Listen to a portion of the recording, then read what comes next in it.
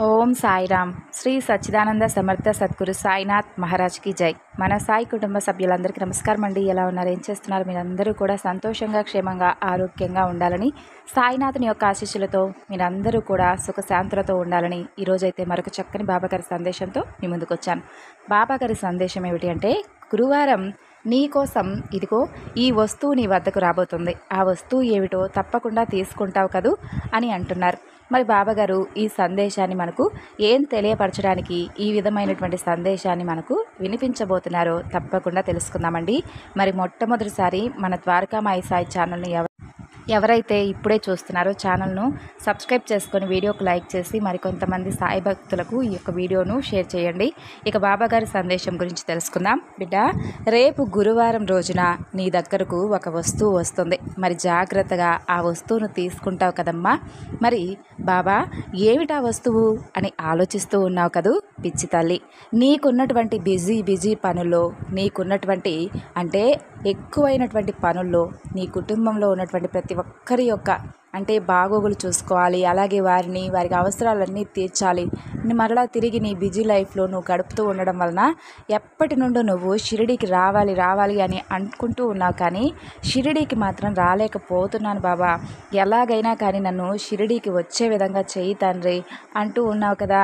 కానీ నీకు షిరిడీకి వచ్చే అవకాశం లేకపోవడం వలన ప్రతిరోజు కూడా బాబా నేను అనుకుంటూ ఉంటున్నాను, కానీ నన్ను ఎందుకు తండ్రి పిలవడం లేదు అని అంటూ ఉన్నావు.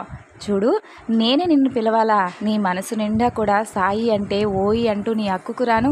చూడు, నేను ఇప్పుడే ఈ క్షణమే నిన్ను షిరిడీకి తీసుకుపోగలను, కానీ దేనికైనా కానీ ఒక సమయం అంటూ ఉంటుంది కదా. కానీ అయితే మాత్రం నువ్వు రాలేకపోతున్నాననేమి బాధపడనవసరం లేదు. షిరిడీ నుండి నీకు ఒక ముఖ్యమైనటువంటి వస్తువును పంపిస్తున్నాను.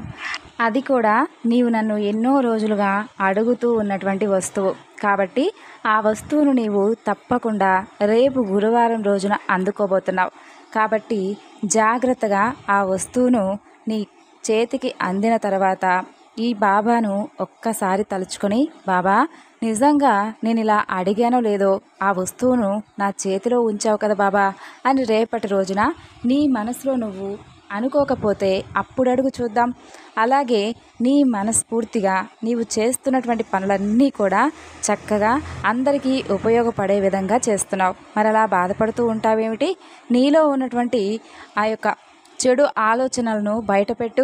ఎందుకంటే నేను చేస్తున్న పని మంచిదా కాదా, ఎవరైనా విమర్శించేటటువంటి పని చేస్తున్నానా, లేదంటే ఈ పని నలుగురికి నచ్చుతుందా లేదా, ఇలా 1-2 సార్లు అనవసరమైనటువంటి ఆలోచనలు తెచ్చుకోవద్దు.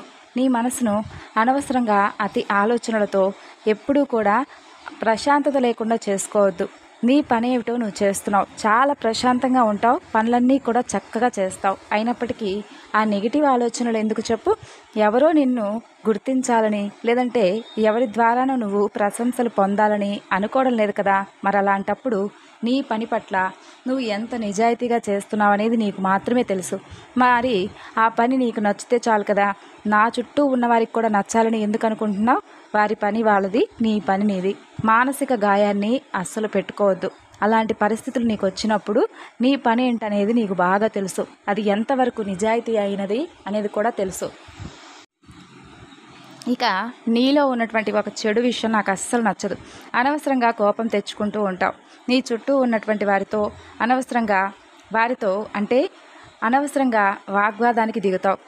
కోపంతో ఉన్నప్పుడు నిప్పులు కురిపిస్తూ ఉంటున్నావు. ఆ కోపాన్ని చూసి ఇంట్లో వాళ్ళు కూడా నీతో మాట్లాడాలంటే వణికిపోతూ ఉన్నారు. కాబట్టి కాస్త ఆ కోపాన్ని బయటపెట్టు. ఎక్కువగా కోపానికి గురవుతూ ఉండడం వలన నీలో ఉన్నటువంటి ప్రశాంతత కూడా నీవు కోల్పోతావు. అలాగే కుటుంబంలో ఉన్నవారితో కనీసం మాట్లాడలేకపోతావు. వారి ప్రేమను సైతం నీవు పొందరాని వాడివవుతావు. కాబట్టి మొండి పట్టుదల, కోపాన్ని విడిచిపెట్టు. అలాగే నీకున్నటువంటి కొన్ని అసభ్యకరమైనటువంటి పదజాలాన్ని కూడా వాడడం మానేయి. ఎందుకంటే అలాంటివి వాడటం వలన నీ చుట్టూ ఉన్నవారికి బాధ కలుగుతుంది. కోపం అనేది నీకు రావడం అనేది సహజమే, నేను ఒప్పుకుంటాను. ఆ కోపాన్ని నువ్వు నిగ్రహించుకోవడం వల్లనే నీవు నలుగురిలో కూడా మంచి గౌరవాన్ని పొందుతావు. ఎదుటి వారితో ఎవరైతే చక్కగా ఆకర్షణీయంగా మాట్లాడతారో ఈ లోకంలో వారే నచ్చుతారు. నీకు కోపం ఎక్కువ, అలాగే నిజాయితీ కూడా ఎక్కువే, నేను ఒప్పుకుంటాను. కానీ ఈ లోకంలో నలుగురితో బ్రతకాలంటే నీవు చక్కగా ఎదుటివాడితో నవ్వుతూ మాత్రమే మాట్లాడాలని తెలుసుకో. అలాగే బంధువర్గంలో కూడా నీ నుండి కొంచెం ఇబ్బందులను ఎదుర్కొంటున్నాము అని చెప్పి కొంతమంది అనుకుంటూ ఉంటున్నారు. మీ బంధువర్గంతో కూడా నీవు సఖ్యతగా ఉండడం అలవాటు చేసుకో. ఎందుకంటే బంధం అనేది ఎప్పటికైనా కూడా నిలబడుతుంది. నీ బంధువర్గంతో నీవు ఏదైనా కానీ అనవసరమైనటువంటి వాగ్వాదాలతో, వారితో లేనిపోని మాటలను అనడం కానీ, వారితో అనిపించుకోవడం కానీ చేయడం వలన అవి నీకు, నీ బిడ్డలకు కూడా తగులుతాయి. కాబట్టి కోపంలో వాళ్ళతో విచక్షణ లేకుండా ప్రవర్తించడం అస్సలు మంచిది కాదు. ఎదుటి వాళ్ళు ఏం చెప్తున్నారో, ఏం మాట్లాడుతున్నారో అనే విషయాన్ని వినడానికి కూడా నువ్వు ఇష్టపడటం లేదు. కాబట్టి అసలు వారు ఏం చెప్తున్నారు, నా మంచి కోరి ఏదైనా ఒక మాట చెప్తున్నారా, ఒక సలహా ఇవ్వబోతున్నారా అని కాస్త ఆలోచించు. కోపంలో చాలా క్రూరంగా ఈ మధ్య ప్రవర్తిస్తూ ఉన్నావు. కాబట్టి కోపం చాలా ప్రమాదకరం. ఇక నీవు కలత చెందినప్పుడు, అంటే బాధపడినప్పుడు ఇతరుల ముందు నీవు అస్సలు బాధపడటం లేదు. ఎందుకు? కనీసం నీ తల్లిదండ్రుల పట్లైనా, లేదంటే నీ భార్య, నీ బిడ్డల ముందైనా కానీ నీలో ఉన్నటువంటి బాధను వాళ్ళకి చెప్తే వారు కూడా నీకేదో ఒక సలహా ఇస్తారు కదా. మాటలతో, చేతలతో అసలు మామూలుగా ఉండరు. కానీ నీవు మాత్రం వారికి చెప్పకుండా నీకు నువ్వే బాధపడుతూ ఉండడం మంచిది కాదు. చీటికి మాటికి ఇతరుల మీద కోపగించుకుంటూ ఉండడం కూడా మంచిది కాదు. ఏదైనా కానీ నీలో ఉన్నటువంటి ఈ చెడు లక్షణం నాకు అస్సలు నచ్చడం లేదు బిడ్డ. కాబట్టి ఈ లక్షణాన్ని నీవు ఇప్పటికిప్పుడే విడిచిపెట్టు. కఠినంగా అస్సలు ఉండవద్దు, అది చాలా చెడ్డ గుణం. అలాగే నీకు ఎప్పుడు కూడా సంతోషంగా ఉండాలి అని అనుకుంటే మాత్రం నీ మనసులోకైనా సరే కోపాన్ని కానీ, ఈర్ష్యను కానీ, ద్వేషాన్ని కానీ వీటన్నిటికీ కూడా నువ్వు ఎంత దూరంగా ఉంటే అంత మంచిది. కొన్నిసార్లు కఠినంగా ఉండడం మంచిదే, అది కొన్ని సందర్భాల్లో మాత్రమే మంచిది. అలా అని ప్రతిసారి కూడా కఠినంగా ఉండడం, కోపం తెచ్చుకోవడం అనేది అస్సలు మంచిది కాదు. ఎవరిపైనా కూడా ఈర్ష్య ద్వేషాలు కూడా పెంచుకోవడం అసలు మంచిది కాదు. నీకేదైనా బాధ అనిపిస్తే నీ తల్లిదండ్రులతో చెప్పుకో, భార్య బిడ్డలతో చెప్పుకో. లేదంటే అది వారికి చెప్పుకోదగినటువంటి విషయం కాకపోతే ఈ బాబా ఉన్నాడు కదా నీకు, ఈ బాబాకు చెప్పుకో. నేను ప్రతి ఒక్కటి కూడా వింటాను, దానికి తగినటువంటి పరిష్కారాన్ని కూడా చూపిస్తాను. అలాగే నీలో ఉన్నటువంటి చెడు గుణం, ఇక ఆ కోపాన్ని కూడా పూర్తిగా మర్చిపోయి పక్కన పెట్టేస్తావని ఇప్పటి నుండి చక్కగా ఎక్కువసేపు నీకు వీలున్నంతసేపు ధ్యానం చేసుకుంటూ ఉండు. అవును బాబా, ఇంతకీ షిరిడి నుండి నాకేదో వస్తువు పంపిస్తాను అని అన్నావు కదా, మరి ఆ వస్తువు ఏమిటా అని అడిగావు కదూ.